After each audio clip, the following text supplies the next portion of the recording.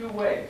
One is the people of the world who are not Indian are going to open their eyes so that they can see, so that they can become aware of what Indian people can give. And on the other hand, Indian people will become illuminated with the light of Baha'u'llah, that latest educator. And I'll refer to this in a minute. Again, but I want you to think about this for a minute. That when we go, for example, to the reservation, oftentimes we find these, oftentimes I find friends there who are like candles. Huge, thick candles with so much potential, with tremendous spiritual heritage which I can't even conceive. Tremendous potential, but whose light is just really flickering. It's not shining bright. And I'm wondering, is it because of my eyes can't see? Partially, I think that's true. But partially, I think it's because of some other reasons as well. Some of the other reasons have to do with a veil over this, or something that's keeping it from burning brightly, this candle. Part of it has to do with disease. Part of it has to do with oppression. Part of it has to do with, in my estimation, part of it has to do with traditions or rituals that don't or are failing to promote unity. And so it seems like there's this stuff on this candle that's preventing it from burning brightly. But there's this huge candle here that Baha'u'llah said will shed light on the whole earth when, and there are some conditions here, according to Abdu'l-Baha, when the Indian people will be educated and obtain guidance. And I'm thinking, well now, what can that mean? What kind of guidance is that? Where is that guidance going to come from? What kind of education is that will help this candle shed light on all the world? We know about the potential. Well, I looked up educate, and of course there were thousands, it seemed like, references to educate in the Baha'i writings. But there were a couple that I pulled out for this afternoon.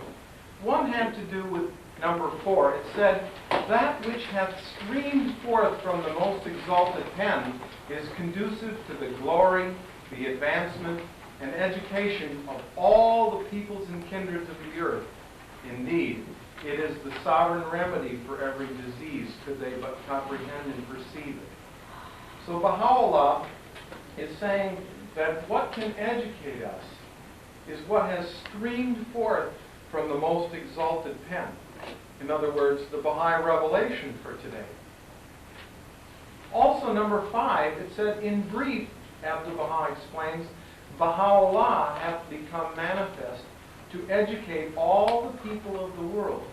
He is the universal educator, whether of the rich or of the poor, whether of black or of white, of peoples from the east or west, or north or south." So it seems clear from these two references, and these are only 2 of hundreds, of course, that Baha'u'llah and his writings, his revelation, is the educator for all of us, American Indians included. Now, when it said obtain guidance, I looked around for, and again, I found hundreds of references to what Baha'u'llah and Abdu'l-Baha and Baha'u'llah use the term guide or guidance. Number 6, it says, "Beware that ye divest not yourselves of the raiment of divine guidance." And number 7, "The great being saith, the heaven of divine wisdom is illumined with 2 luminaries of consultation and compassion.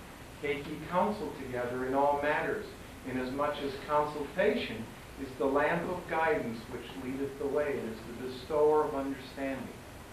And of course, we know, we don't have time this afternoon, but we know from other Baha'i writings that the greater the diversity of the group taking counsel together, the greater the possibility for discovering the truth. Now,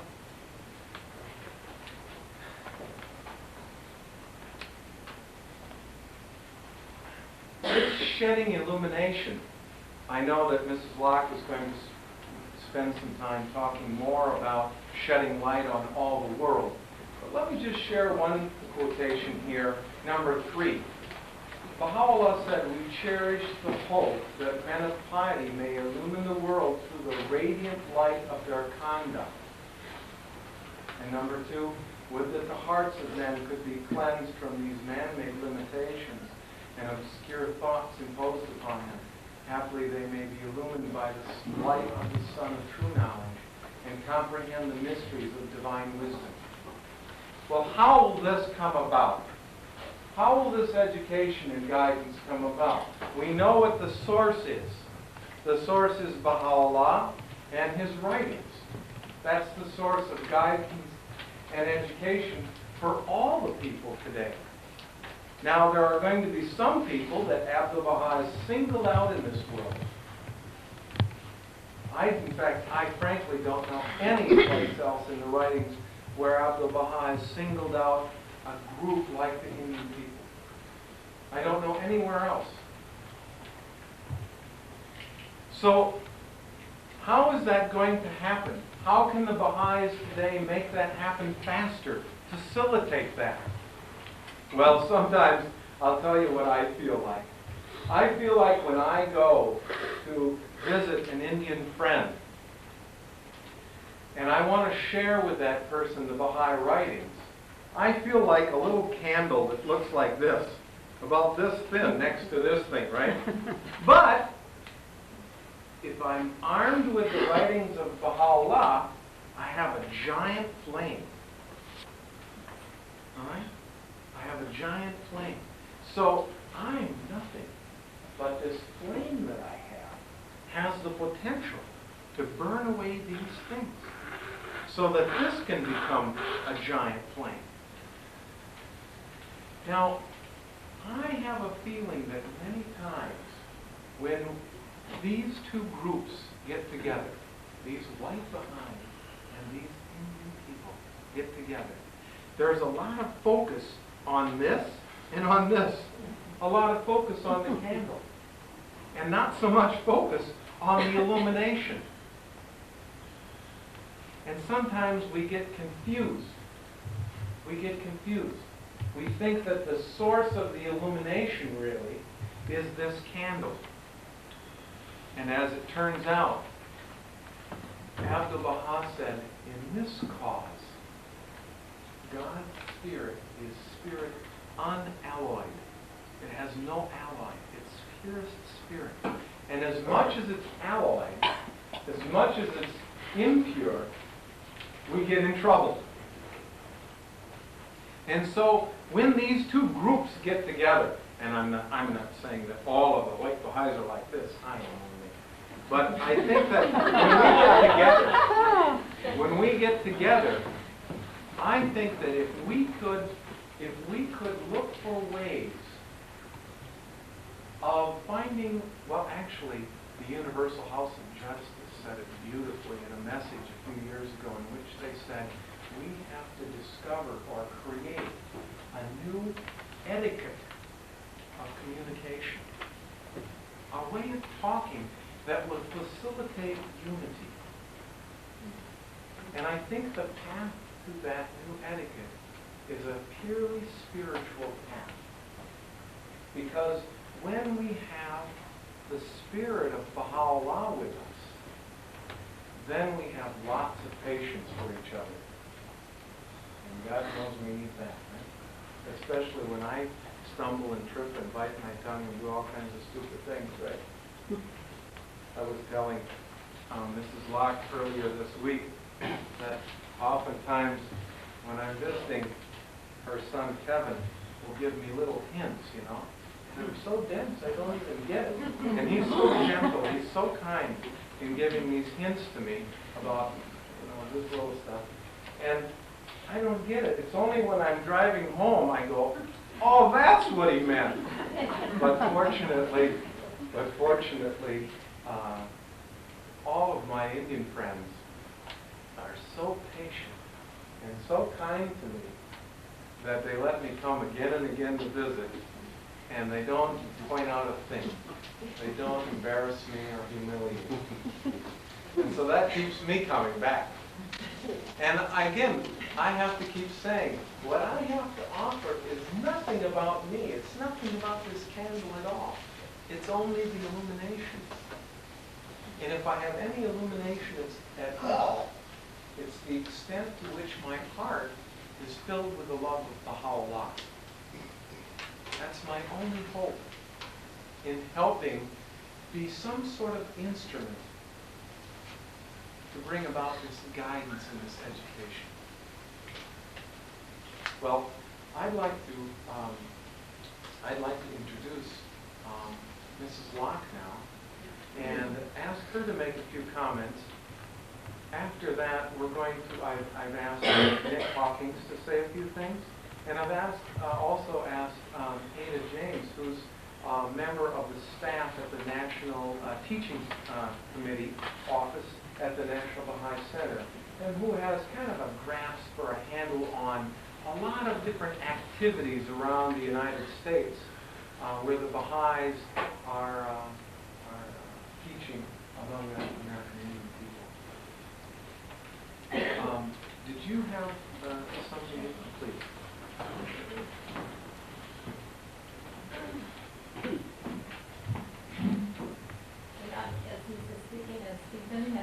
Reading a paper in front of us. This is new to us. Not accomplished speakers, but we're learning. Barb and I feel honored to have been guided and nurtured by our next speaker. She is a strong, loving woman who has given, and continues to give. And we congratulate her on receiving the MacArthur Award. We are happy to introduce you to Patricia Locke.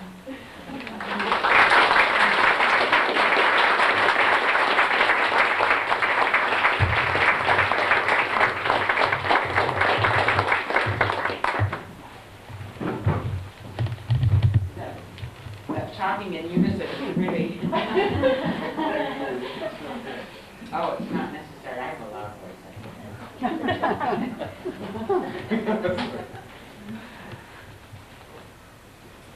Aloha.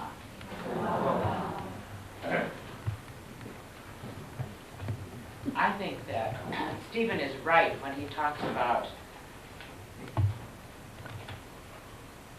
the candles. And many Indians are skinny little candles, too. I have thought a lot about what that phrase means, what does it mean that we can, if properly guided and educated, illumine the world. That's such a responsibility, if you think about it. It's a little frightening to think about. Well, we're pretty simple people. We're the poorest people on this continent. And it seems not a burden, but it seems confusing about the direction to go. And so many of us have thought about this. I want to say a few things about where I think we are now, we Indian people on this Turtle Island, as we call it. I had to write a paper, just finished it a couple of days ago, for some educators in the mid-continent region. And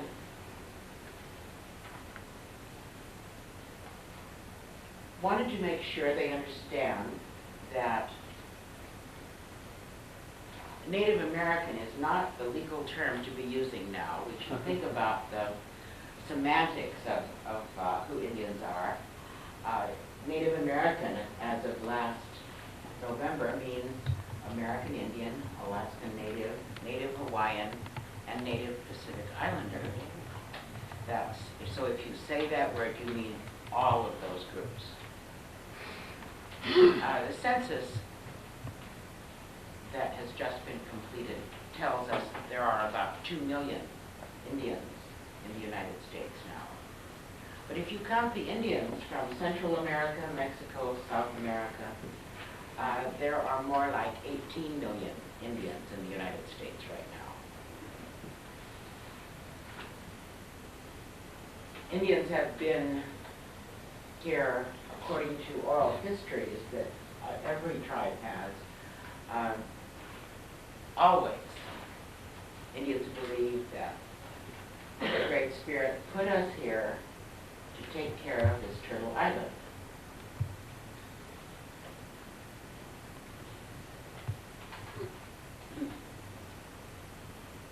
When our guests arrived on this continent, there were 10 to 12 million Indians just north of the Rio Grande. But anthropologists told us until just recently that there were only 1 to 3 million Indians living on this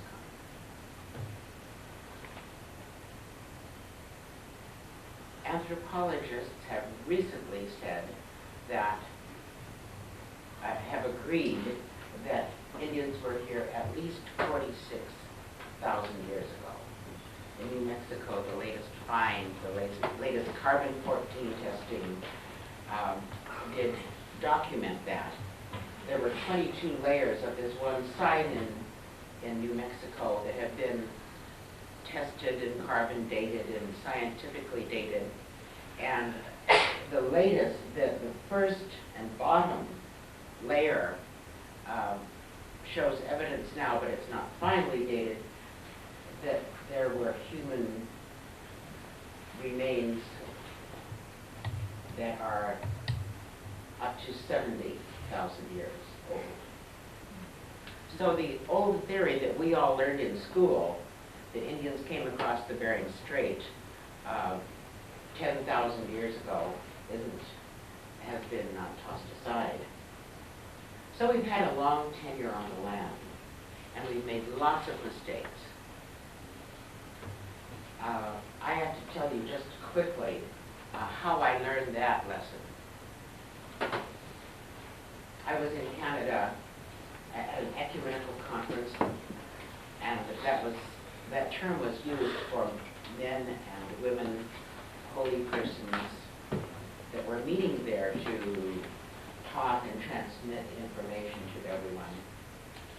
And a young man came, a young white man came up and began to berate all of the holy people that were sitting there and talking, and telling them that they were pawns of the devil and devil worshippers. And he berated them, and he was just really saying some awful things to them, and they didn't say a word. They just sat there and then got up soon to go eat. But I, who have been in school a long time, and I'm a Lakota woman as well as a Anishinaabe woman, and both of those women do a lot of talking. And finally, I just decided to tell him that that was terrible behavior. I didn't bring my children all the way up to Canada to listen to such rudeness, and he was being very rude to those older people, and I didn't want him to do it again. And if he did, I was going to take him by the arm and escort him off. So I was really smoke coming out of my ears. And so I walked toward the place where everyone was eating, and an older man stopped me, and he asked me to sit down beside him, and he said, "You forgot how to speak, didn't you?"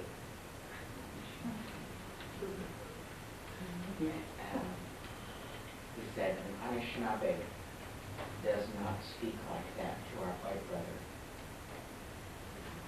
And he drew a line in the ground, and he said, we have been here since the beginning of time. And we didn't know how to do everything right. We made lots of mistakes.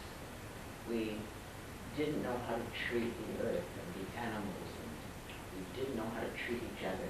But we learned over a long, long time, and he came up to the center. He said, we began to understand how to treat the other two-legged, the four-legged, the winged creatures, the crawling ones, the finned ones, and the rooted ones. And we finally got the hang of it. He didn't say that. We finally learned. And he said, at about this point in time, from across the ocean came our guests, and across the other side of the ocean, a little bit after that, came more guests. And they didn't learn how, they didn't know right away how to live here. So we, because the Creator put us here, we have to teach them with love. He told me that, he said, I know that you, when your children were little, you used to teach them with love. You didn't raise your voice and talk mean like you just did to that young man there, did you? And he said, you know, when children are little, they wet their pants, they pull the cat's tails, they spill their milk, and you have to treat them with love, teach them. And then he stopped talking. And he was through giving me my lesson. And so I learned it the hard way. That was 20 years ago. I was 43 years old, and I should have known that as a 42-year-old person, but I didn't. You know, I had to learn again. We have to keep learning our lessons in life, it seems, until we get it right. But I wanted to tell you that story because that old man knew what I know that a lot of Indian people know, and a lot of us are beginning to relearn as we renew our cultural lives. I think we did know that for a long time and forgot some of those truths about how to treat one another with love, with animals with love, the earth with love. In our Lakota ceremonies, whenever we do anything, we say, Omitake Yasi, and that means all my relations. We say that when we go into the sweat lodge, when we drink water, when we come out of the sweat lodge, when we smoke a pipe, pass it, all my relations.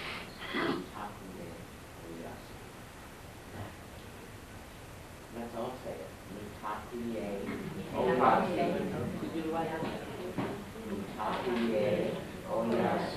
All my relations. All of the two-leggeds. All of the animals. All of the rooted ones.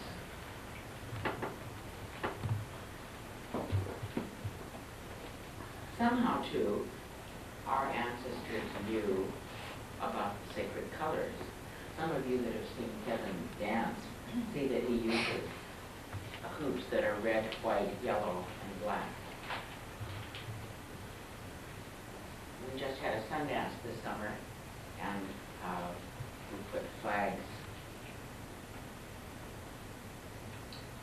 around the tree of life, the symbolic of God, and those are the same colors that we use, red, white, yellow, and black. We use them in our regalia and in all of our ceremonies. We make little tobacco ties and use those in our ceremonies. Somehow way back in time, our ancestors knew, even before our guests arrived,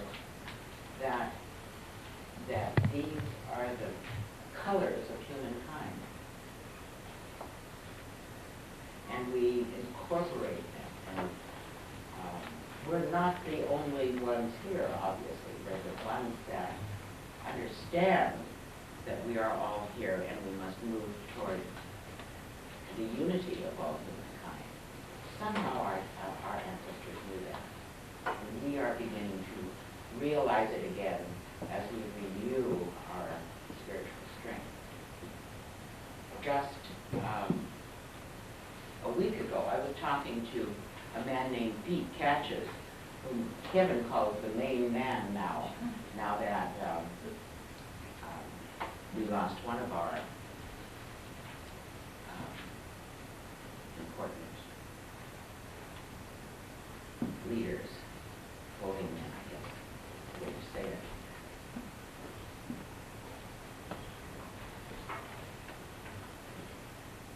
Sacred men is really the right way to say it. I was worrying about, should I become involved in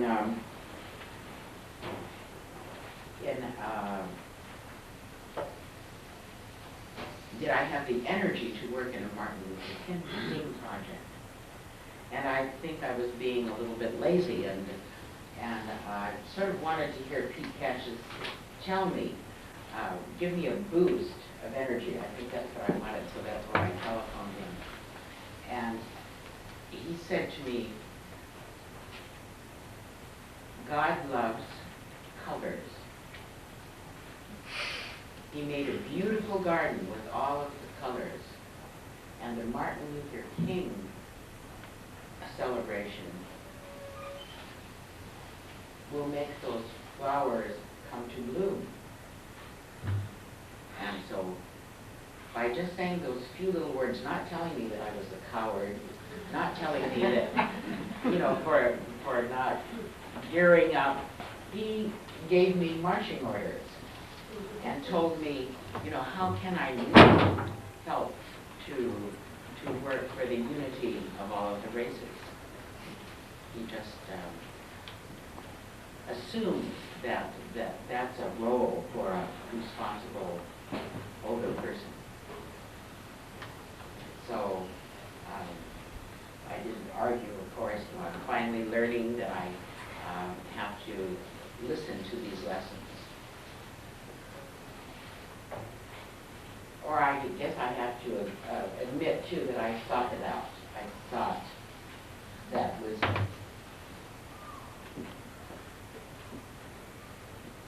many of you know, if you watch television, public television, you have watched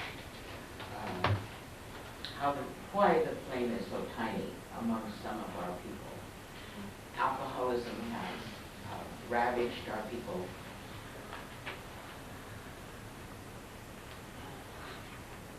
We have a very high suicide rate. Many of us have lost our way and are still sleeping. That is really the truth. I was born about 38 years after Sitting Bull was assassinated. So I know that from the time that I began to be aware of what was going on in the world,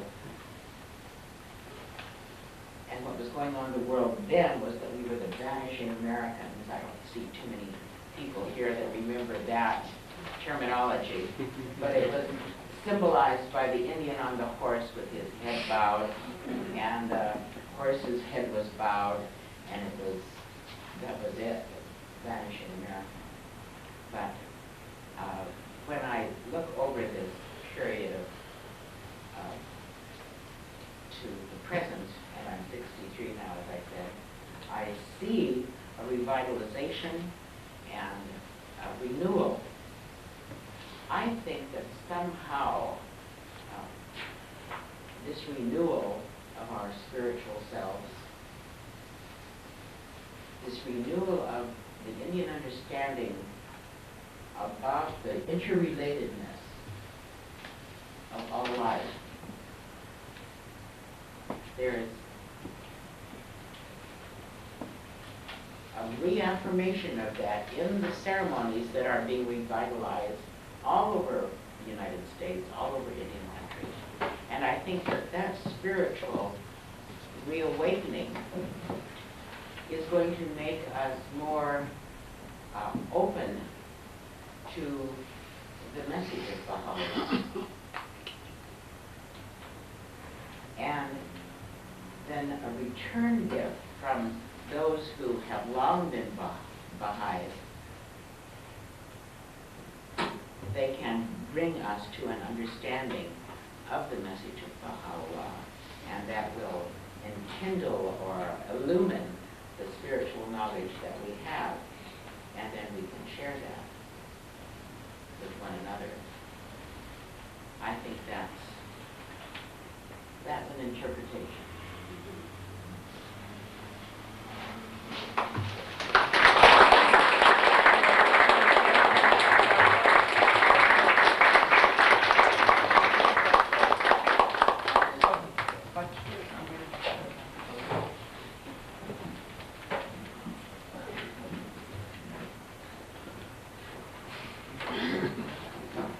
Here we are with our notes again. Everyone else stands up here without any papers.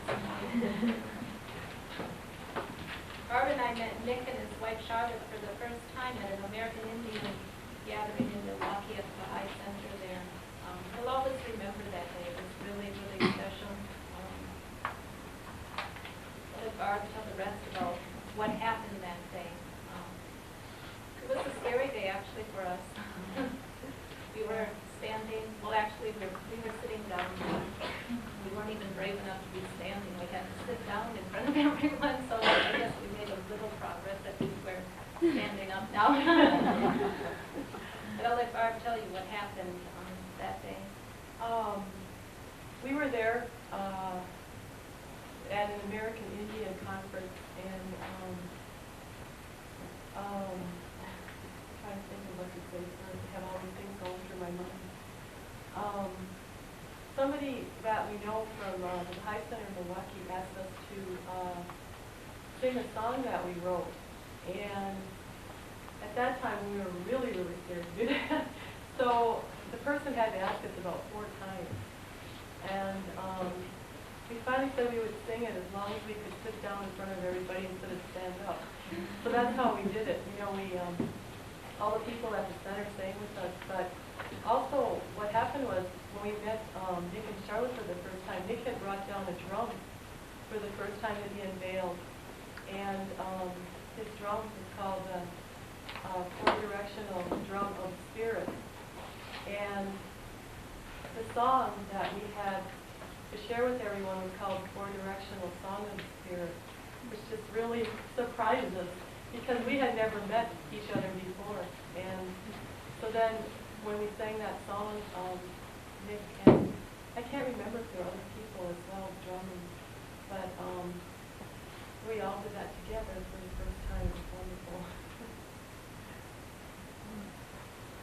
Anyway, ever since that time, we've always felt really connected with Nick and Charlotte. That really gave us a really strong bond, and we thank the Creator for that gift, and we're happy to introduce you. Thank you.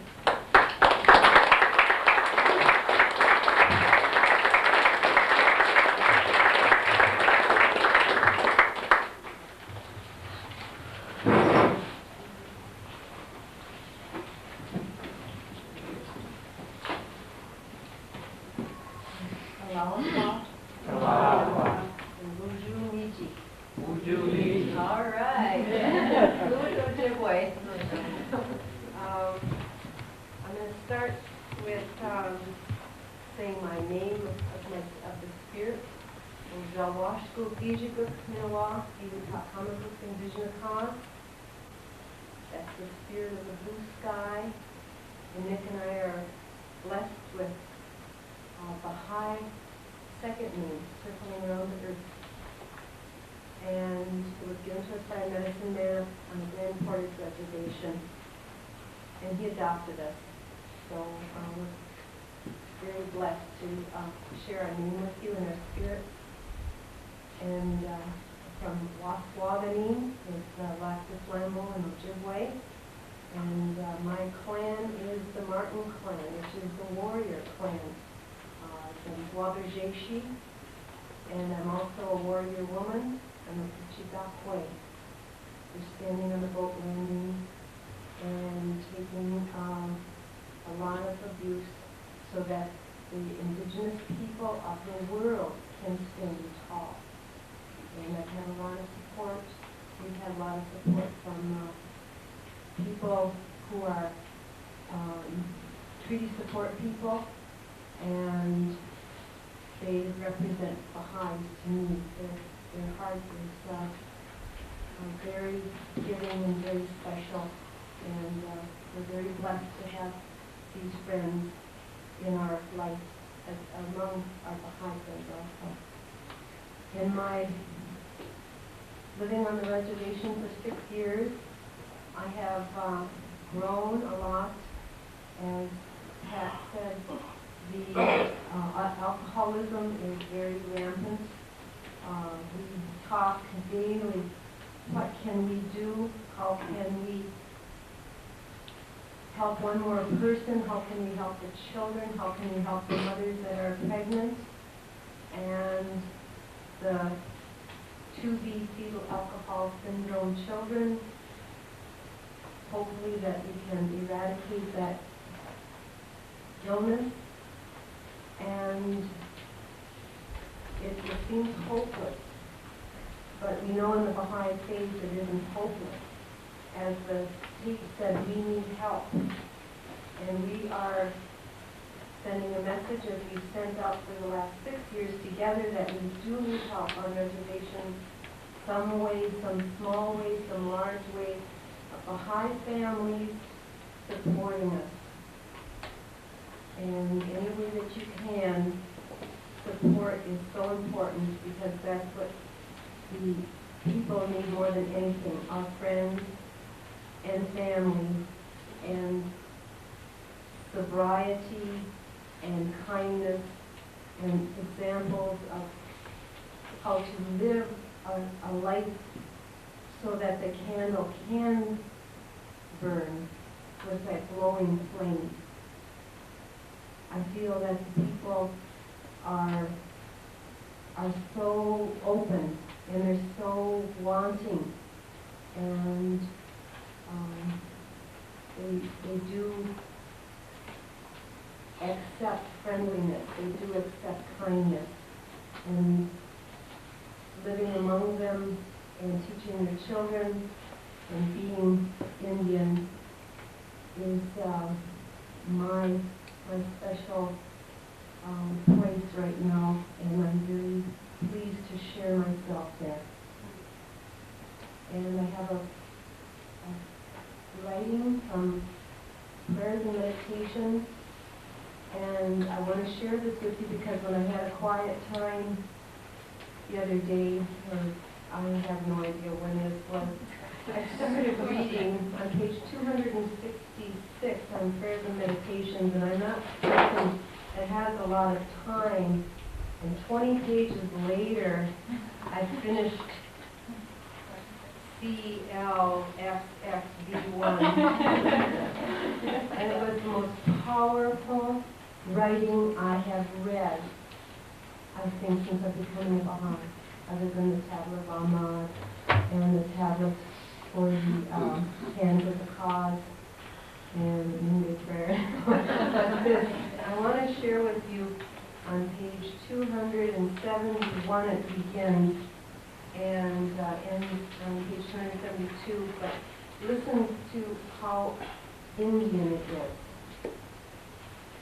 I am well aware, O my Lord, that I have been so carried away by the clear tokens of thy loving kindness, and so completely inebriated with the wine of thine utterance, that whatever I behold, I readily discover that it maketh thee known unto me, and it remindeth me of thy signs, and of thy tokens, and of thy testimonies. By thy glory, every time I lift up mine eyes unto thy heaven, I call to mind thy highness, and thy loftiness, and thine incomparable glory and greatness. And every time I turn my gaze to thine earth, I am made to recognize the evidences of thy power and the tokens of thy bounty.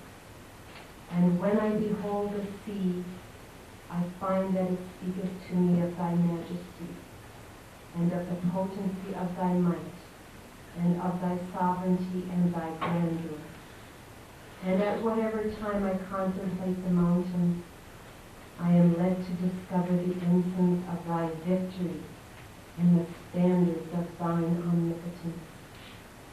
I swear by thy might, O thou in whose grasp are the reins of all mankind and the destinies of the nations, I am so inflamed by my love for thee and so inebriated with the wine of thy oneness that I can hear from the whisper of the wind the sound of thy glorification and praise, and can recognize in the murmur of the waters the voice that proclaimeth thy virtues and thine attributes, and can apprehend from the rustling of the leaves of the mysteries that have been irrevocably ordained by thee in thy realm.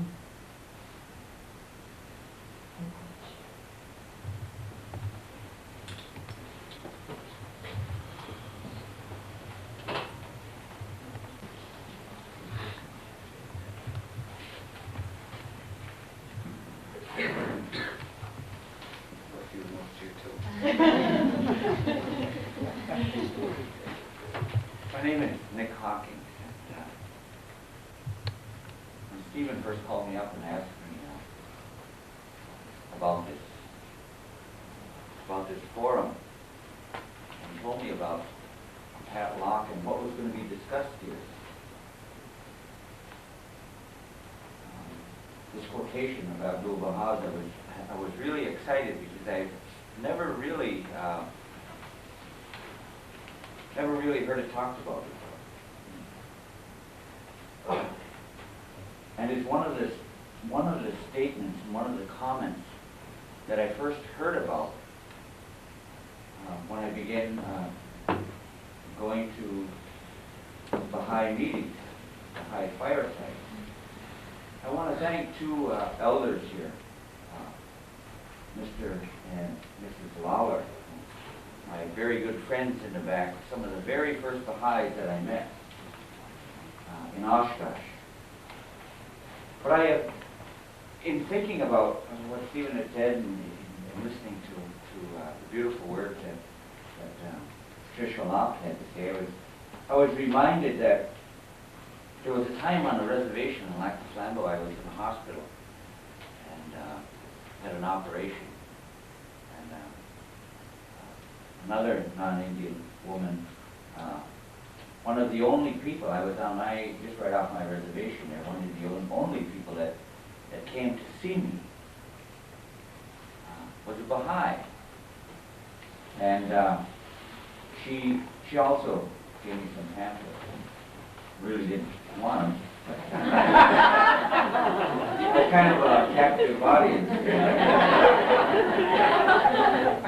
But she said she had an important message that she thought maybe I would like to read. And once again, it was a statement, I believe, that Rakil Khanum had made in reference to what Abdul Baha had said.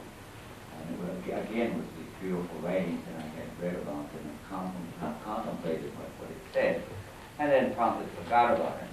Because at that time I wasn't a Baha'i, but again and again it kept coming up to me as I traveled around. Later on becoming a Baha'i and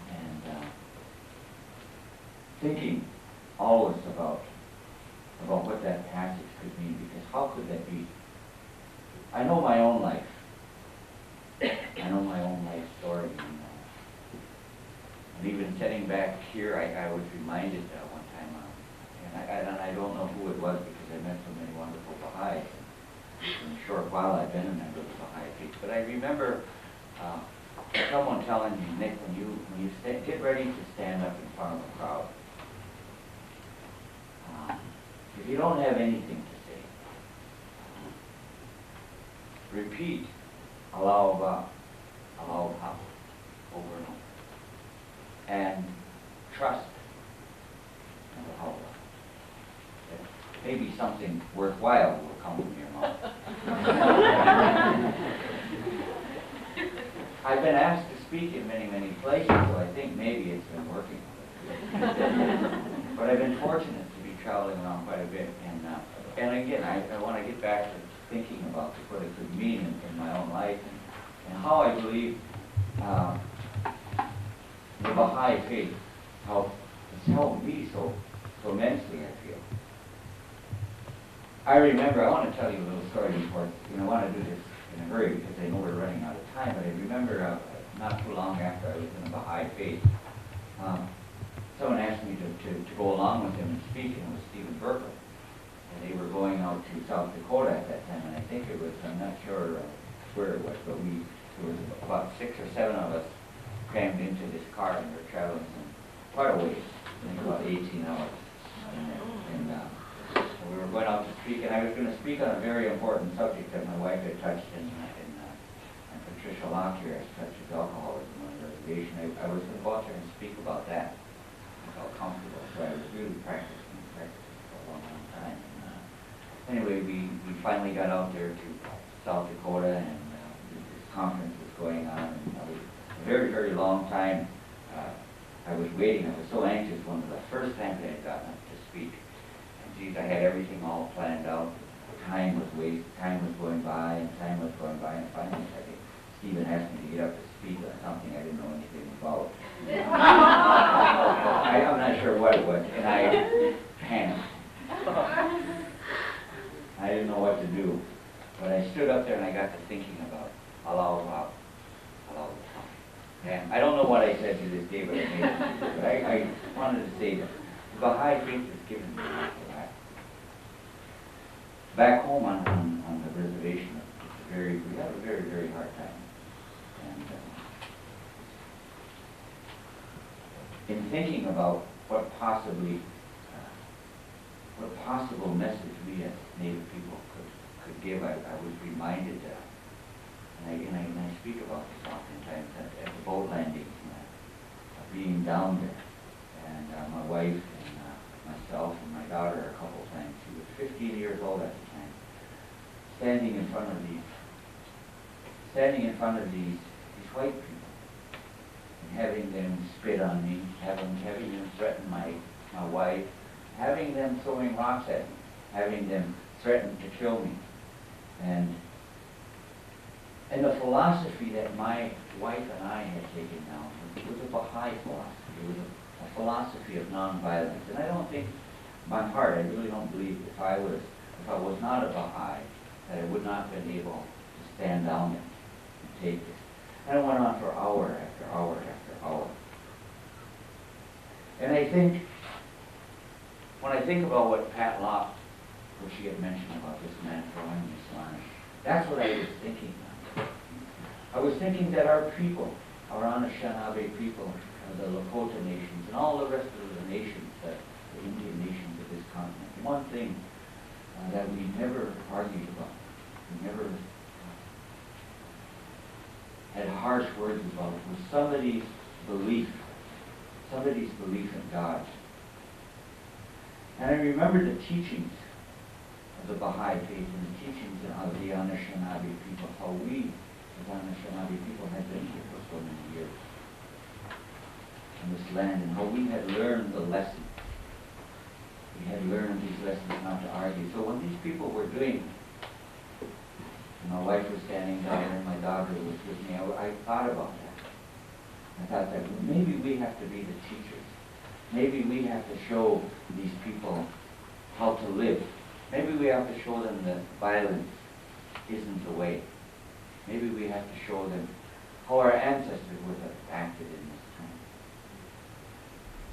And so, the way that story turned out, many of you know, is that now in the classrooms in the state of Wisconsin, it's mandatory to teach about the Native American culture. In the past, there's been a much greater understanding of who Native people are. And so I see that as part of this illumination that Native people will begin to acquire. Maybe with the help of many of you, maybe this illumination can come faster. My wife and I have talked to many conferences and almost talked about the need for other people to come to the reservation, to be part of what's going on, and to teach by example. You know, I find when I travel around and to speak to many people that they're willing to listen. I don't know, maybe it's the movie Dances with Wolves. I don't know. It certainly probably didn't help. I didn't hurt. Gotta get that one right. But when asked about that movie, even then I tell people oftentimes that I thought the movie was racist. You know, that the movie industry has an obligation to teach, has an obligation to teach the whole story. And I always use the analogy of somebody came from Mars and walked into and seen that movie, and then walked out onto the streets and seen a white person out there, they'd probably freak out, right? I know it's the best movie that's been produced about Native people. It's probably the most authentic thing, but I think it's an obligation to some of the movie producers to tell both sides of the stories and what the situation probably really was like. But nevertheless, getting on with what I was speaking about, when I go into universities, the one common denominator that I see that all people can really relate to is the environment. We all have that problem. We all have that short-sightedness, it seems, about the environment. And there's so many beautiful words, even the words that my wife was just reading, in relationship to what Baha'u'llah has written about the environment, the land, and the birds and the trees, the wind, the sky, and the water, and all these wonderful things that we need, and how we abuse them. And it seems that many non-Indian people are looking to the native people now, after 499 years, and asking them for answers. And it's important that we give right answers. It's important that we look back, we turn back the leaves of the past, and we look at it and find out what our ancestors had said, their way of doing things. And we relearn these lessons of the past so we can offer them to the people of the future. So these lessons of the environment have drawn us a lot closer. And when I go out and speak, there's a lot of commonality in my speaking with people. When we begin to converse back and forth, and when we talk about the forest, about how each tree, how there's so many different trees in the forest, the red pine, the white birch, the black ash, the yellow birch, how all these different trees work together, this diversity and this unity that goes on in all of nature. These are lessons that are taught in the lodges now. And when people talk to me about that and talk to some of the elders, they hear about these lessons. The lessons also that the Baha'is have, this unity and diversity. We have only the trees and only the environment to look out and learn these lessons. And so as we begin to relearn our own history, we begin to relearn our own culture. We begin to see how humanity has to come together. We begin to see the validity then of the Baha'i faith. I want to leave some time to answer some questions. I have a lot more to say, but I see we're running out of time, and I want to share this time with our last speaker. So I want to thank you.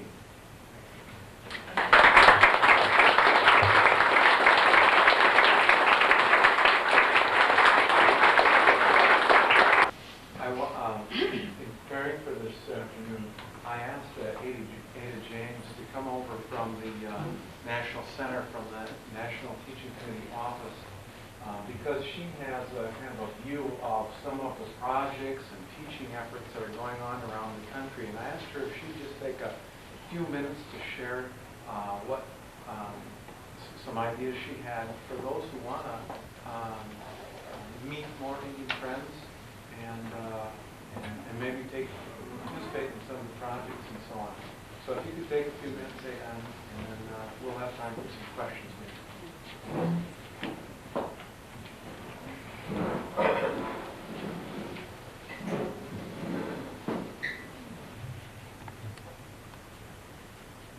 Thank you.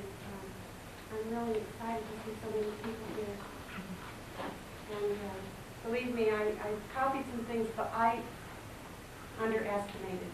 And I guess I need to learn not to underestimate Baha'i.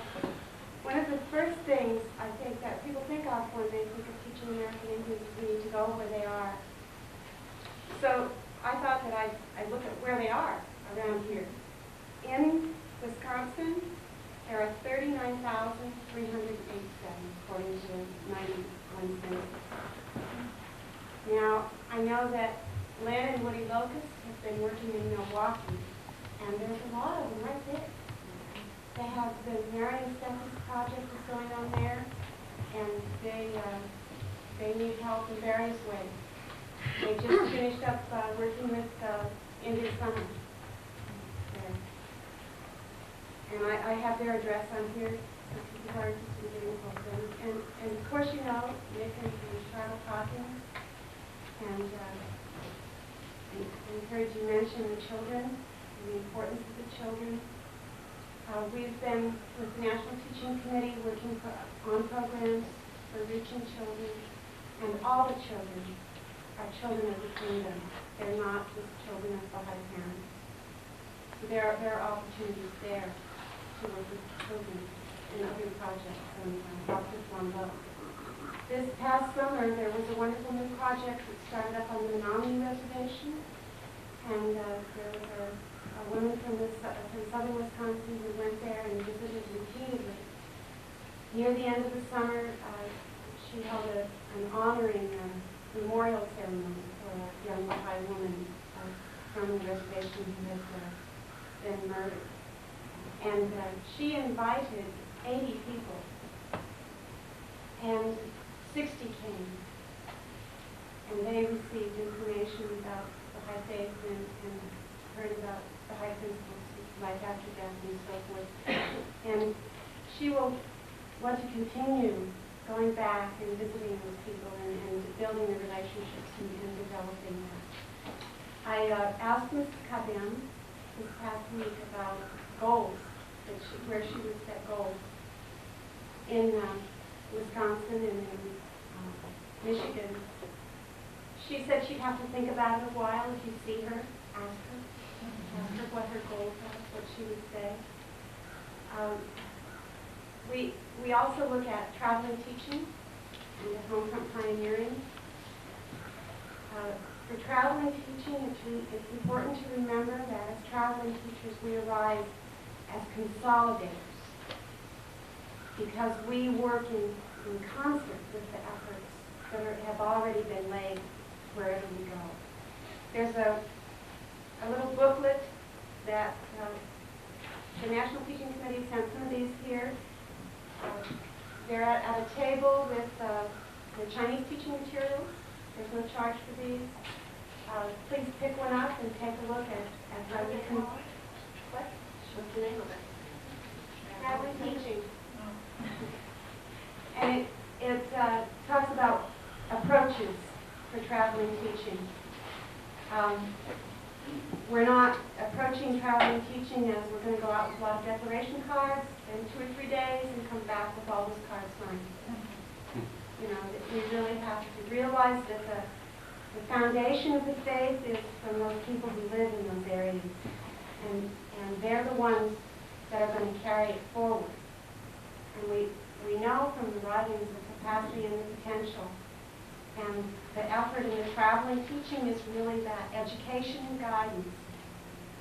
It's not that some some soul is so wonderful that they can go do this and then go do it somewhere else and somewhere else. People that live where they are, that deal with the situations, those are the people that build the foundation for the state.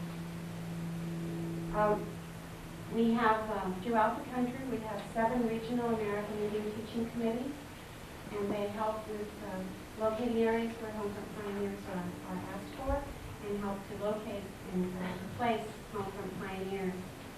We've had some wonderful luck in South Dakota and North Dakota. Recently, and Steve, I'm sure you have a story in association with this. A young man named Chow Yang either has gone or will be going to the Turtle Mountain Reservation, and will be there for 3 to 6 months. And this man is from Laos, and recently declared Baha'i, and he's going to be working out there on an internship. But what a wonderful thing that someone can come from Southeast Asia and bring the message of Baha'u'llah to the American Indian, American Canadian border. There's also a young man that just settled on the Cheyenne River Reservation, and he's a music teacher. So if homefront pioneering is something that you're interested in, then you need to prepare yourself in many ways. One of the best ways is through the healthcare fields, education fields. Those give people opportunities to actually go there and be employed. Please remember that many of the jobs on the Indian reservations are reserved for American Indians. And the European population can't just go in and get those jobs. You need to prepare yourself in those ways and in spiritual ways. Over the past couple of years, there's been an effort at the National Center with the Office of Pioneering to hold special institutes for training people to be homefront pioneers on the Indian reservations. In the past, many people have arisen, and many times when they arise because they're having problems in their personal life, and they decide they're going to go teach the American Indians. And I heard a wonderful man from Idaho, from Lapway, Idaho, said, "Please don't send us your problems." So if it's in your heart and you want to teach the American Indians, remember that you have to carry the spirit of Baha'u'llah, and you have to resolve your own spiritual battles before you go. In Illinois, there are just over 20,000 American Indians. Most of those live in the Chicago area. There's a Chicago Indian Center there. Kevin Locke has made some contacts and is hopefully going to be there in November for their powwow. That's an opportunity for the people in Illinois. There are no Indian reservations in Illinois. And reaching American Indians in urban centers is a whole different story than going to the reservations. There are a number of reservations in Michigan. The largest being the Isabella Reservation right in the middle of lower Michigan, but there's also a large number, considering the population, there are a large number on the Upper Peninsula of Michigan. In Minnesota, in the Minneapolis area, they've got a project to reach an urban population, and they've had some success there. I have not enough, so I'll pass these out. This is a list of addresses. It gives information about projects that are going on, people who you can contact. Please remember, if you're going to contact an area like Minneapolis or Chicago, that you let the spiritual assembly there know what you're doing, because they have the responsibility for those people. Since there's not enough of these for everyone, as you pass them around, you can share. And if you need more, you can either call me or give me your name after, and I'll send them out to you. Thank you. We have a few more minutes, and I've asked, I know that some of you may have some comments or questions, but to start that off, I've asked Mrs. Locke if she would share a few more comments, particularly about relating the two cultures. So please. This, it's going to be kind of brief, but I think that we have little protocols that are different. I just went to China with a group of wonderful people, and we were briefed before we went, so we would not do anything that would make anyone feel uncomfortable there. So these are some things that I'd like to share with you. When eyes are, you notice that when I'm talking, I'll look out there or sort of glance quickly. If I were to stare at you, that's a hostile thing to do. It's a hostile thing for me to challenge her like that.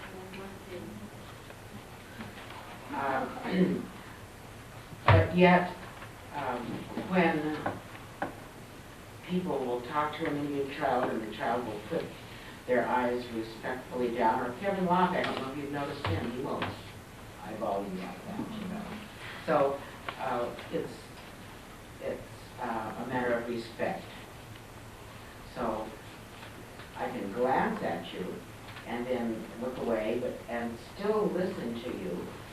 If you're talking to me, I'll still listen to you and give you my attention, even though I only glance at your eyes once in a while, because I don't want to offend you.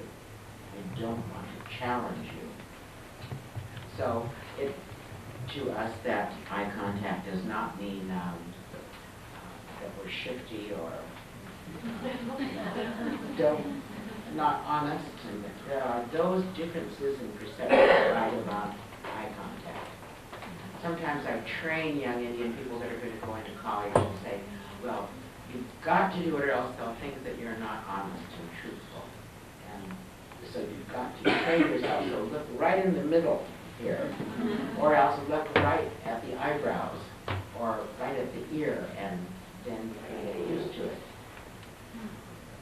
But anyway, that is a different perception. If you don't mind, I'll use you for a handshake. Yes, just like that. Sure.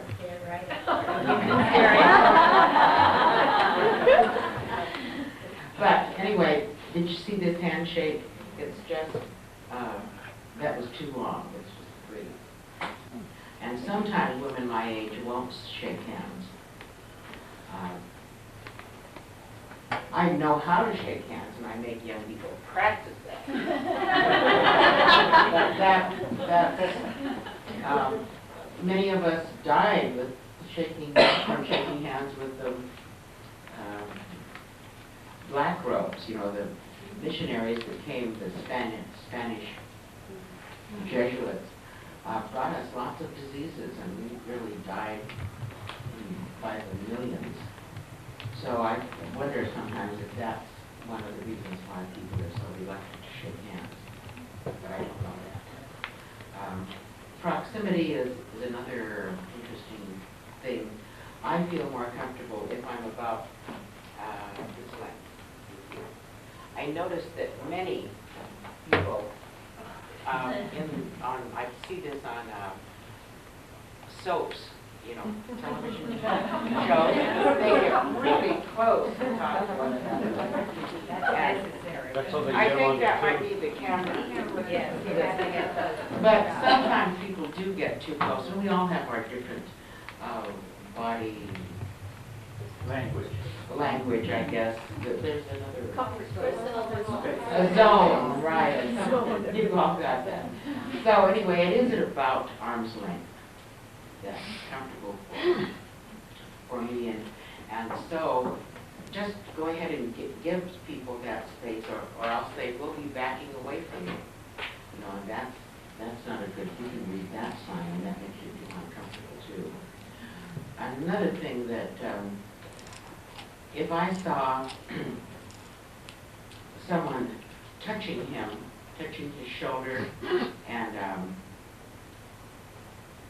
I would become upset. I don't really know him, but I would be upset if someone were doing it, or if someone were doing that to Woody. Even though, I'm not long acquainted, I didn't know Woody from a long time, but I still wouldn't like that, a stranger that I would perceive as a stranger being too touching. And there is a certain formality that is sometimes violated. So you don't put someone's hand on an Indian head, a child's head even, and we observe carefully physical relationships, overt physical relationships. Sometimes I haven't seen Kevin in 6 weeks. Sometimes he travels and he's gone, and yet when he comes back, I will we'll just shake hands like that. And I love him so much, my only son. And I missed him and worried about plane crashes and everything. And, oh, I'm so relieved to see him, but yet we are careful in relationships. And I sometimes think the reason for that must have been that we all had to live in one big teepee, a family, so you just reserved your space because of the proximity. And we were so careful, of course, about incest and marrying cousins. We'd still marry within the 7th cousin.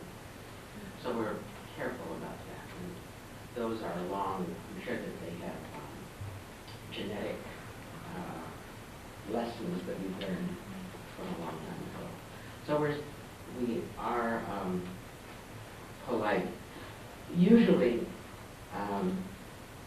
if you know someone, I hugged these 2 ladies because I've known them a long time, but I don't think I would do that if I've just seen them 2 or 3 times. But, so you don't understand what I'm trying to say to you. With children, we hug and touch so much, but when they begin to go into puberty, then we begin to pull back a little bit, and once in a while give a hug, but it's more around the shoulders and it's brief. So we do have that kind of protocol. I want to leave it open. I know that you have questions of other people, but one other thought occurred to me. One of the reasons something Baha'u'llah must have seen within the spirit of the Indian is how within the language is really sacred. And we call children in the Lakota language Wakayeja. Say it, Wakayeja. That means sacred being. Just think of that. I mean, that means that children are a gift of God. And they have to be treated like that. And we're all old children, right?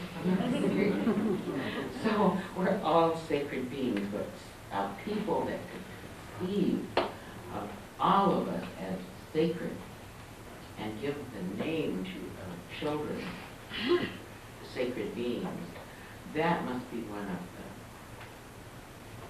the insights or knowledge that Baha'u'llah had. So,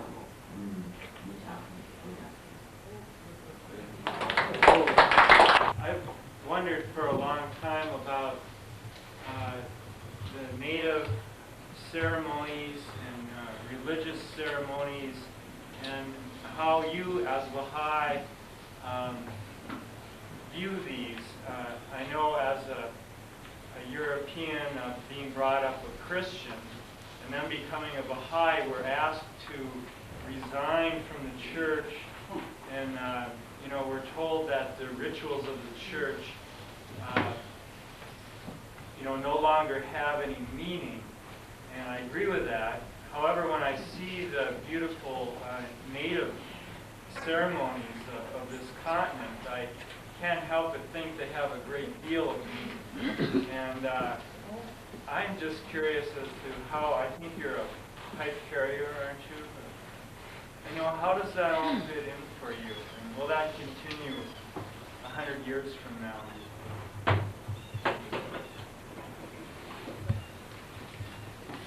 I wanted to address that before when I was speaking up here. I I didn't know how to do it. He did a very good job of it. Because I have my own people. We have the Madewin Lodge, very old ceremonial lodge among the Ojibwe Nation. And I happen to know quite well the Grand Chief of that lodge. I've mentioned a number of times to different various people that ask me, because my wife and I, we go to these ceremonies quite often, and I don't care to become a Madewin member. I don't care to get involved into the lodge, although I respect it very, very much. And like you say, I am a pipe carrier. I don't have the time to dedicate to the lodges because there's four very major seasonal ceremonies that you have to go to. And if I did become a Madewin, it would only be for ego purposes. To say I would.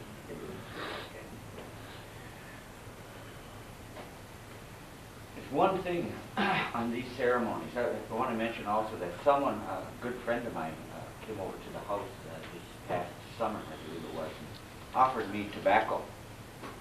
And so I have a very important question I want to ask you, Nick. How can you be a traditional person and still be a member of the Baha'i faith? How can you carry that pipe? How can you carry that pipe and still be a traditional person? How can you fit in? How does it fit into your life? And the way I answered that was this. You know, many of the things in the Baha'i faith talk about people keeping their identity, their ethnic background, maintaining that. But we only have one creator. We only have Gisha Manadu, Makan Tonkan, or any number of words that mean God. But still just mean God. How I go about praying that God is important to me, certainly. But what I told this man on the reservation, I said, many of our people right now have totally given up on Christianity. Totally. Any forms of Christianity, they see that as something very detrimental. They see organized religion as being very detrimental. And so I say, as a pipe carrier, as somebody that has begun to learn the language, to learn the ceremonies, have this pipe, I say, if I can help my people with the traditional way, if I can bring my people back into believing maybe in Kishe Manadu, I told this person that the easiest way sometimes for me to do that is on our own level, speaking as a native person. Once you begin to understand your own ceremonies, you begin to see the connectedness of all things. Then you can really begin, I say, to understand how the Baha'i faith fits into this. Because even in the Madewin Lodge, we're told that Christ's Spirit came into that lodge many years ago. And I say, if you believe in that, you can believe, if you believe more strongly in that, you can see how the Baha'i faith, the Baha'u'llah, you can see how the Bab, the Baha'u'llah, or all of these messages can come into play. But our way of electing in the Baha'i faith is not too unlike we elect in our traditional sense, in our traditional way. Many things, many comparisons that could be made. But I say that the main reason, I think, is that people are so devastated by alcohol, by drugs, all of the abuses related to that sometimes they don't want any religion, but they can understand their own traditional way. Now, once you truly begin to believe in God, you will begin to look at all the other religions. You'll begin to see, like I say, you begin to see more clearly that religion is a cycle in a circle. And we fulfill one circle, we're starting another circle, the Baha'i dispensation. But people have to accept once again the belief in the Creator. So it's very hard. And I don't think I adequately explained that right now.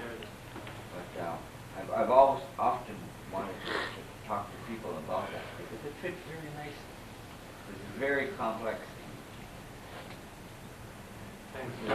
I wanted to ask if Woody or Ed, if you'd like to respond to that same question or that same issue. If not, there are other times. Do we have time for maybe one?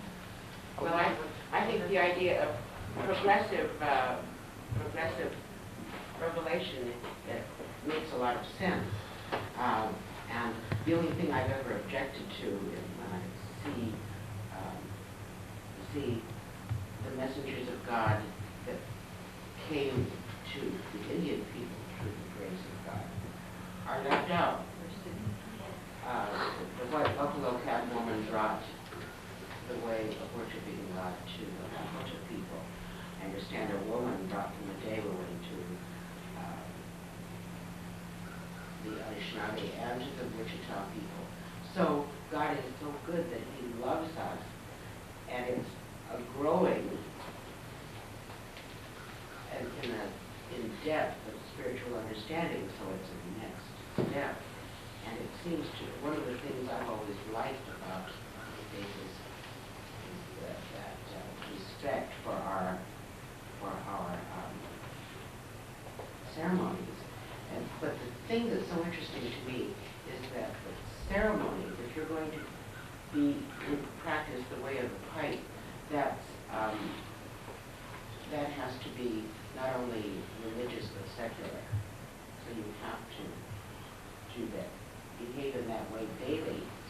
And I've discovered that that's exactly what Baha'u'llah is telling us too. Did you want to respond at all?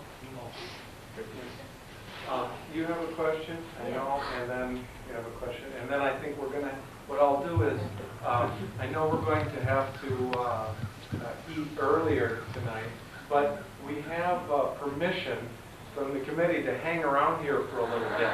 So maybe what we could do is have a question and a response, and then take a break. Those who need to leave can, and those who would like to stay around and chat for a while and ask more questions can. Some of the speakers will be willing to stay. Okay? No, please.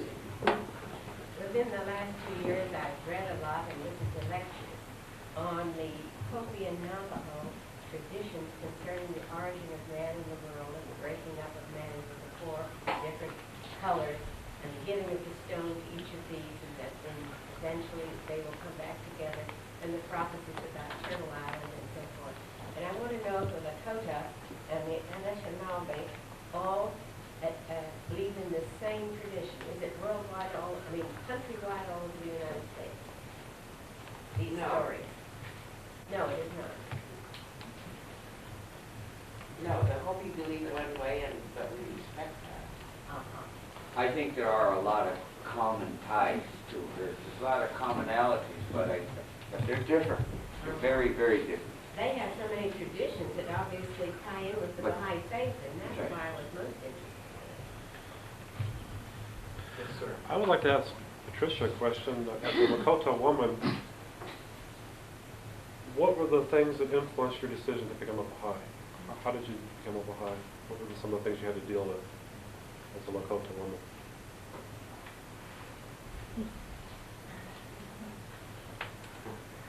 Some of you know that I didn't become a Baha'i until 16 months ago. But yet I had traveled with Kevin and Jackie Delahunt and had attended many firesides over the years. And I have, in fact, I even spent some time trying to understand, I guess, ask some pointed questions, but there seemed to be 2 or 3 little dissonances, I guess you might say. You know, you have to understand that Lakota women are warrior women. There is a category of behavior where they actually would go out in the battlefield and scoop up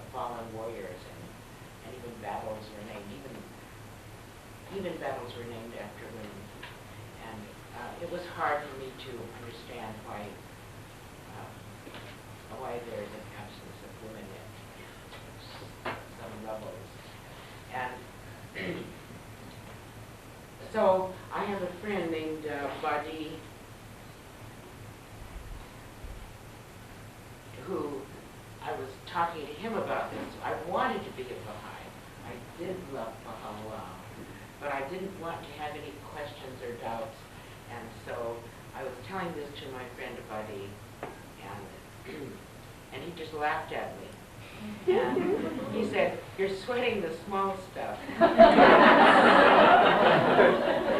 I realized that he's right.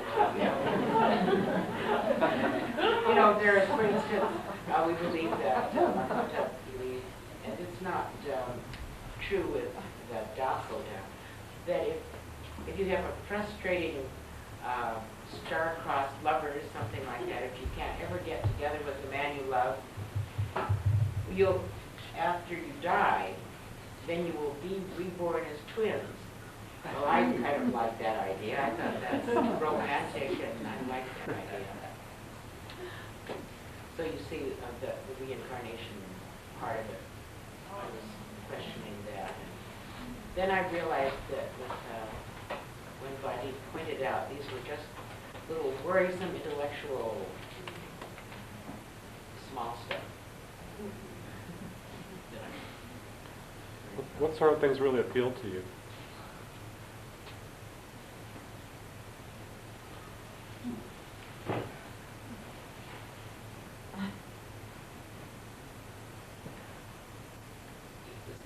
Such as, you mean, well, I like the idea of how getting close to God after death that's one of the most wonderful things to do. And one of the things I like most is the extraordinary kindness of Baha'i that I've met. There's a purity of heart among Baha'is that I just love.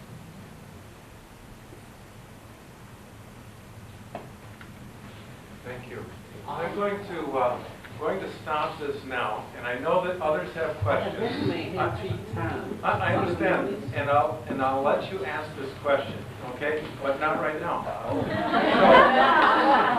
what I'd like to do is thank our speakers, Mrs. Locke and Nick and Charlotte. Thank you for the reading, and Ada, thank you for coming from the National Center. I want to thank all of you for this, and please hang around if you have more questions or would like to discuss this one. Thank you.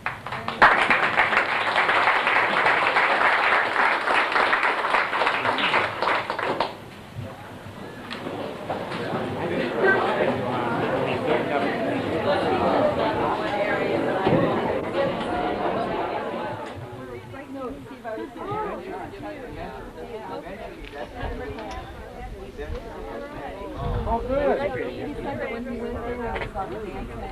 No, I got it. I gave him that's the one I gave him.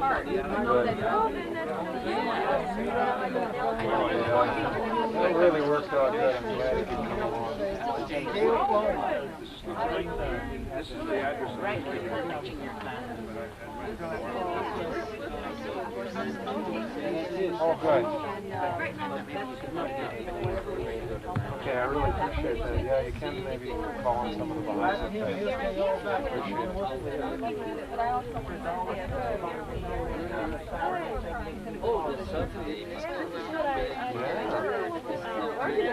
Hopefully you can get a job and then keep going to school. Freddie Stewart.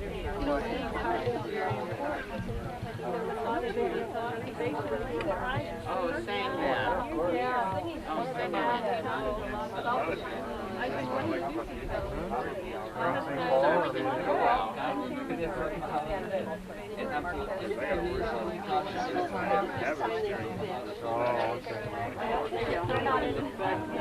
Oh, really? Then we can move back there. Let's move back to him. Excuse me. I want to learn. Well, I don't know about that's part of it.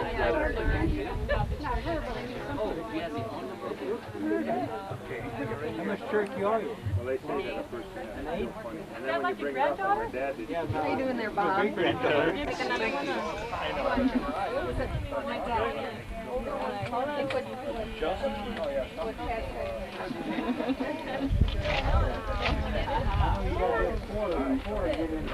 Boy, you know, I saw your son. Forget about that turkey. But you look very eloquent. All right. Okay. We'll step by. We're just turning circles here. Don't know which way to go. Is to use the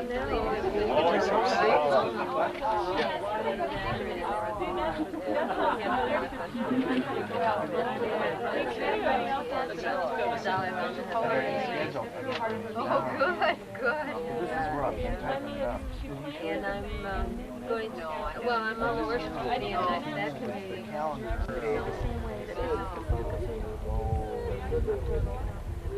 So I hope I can be.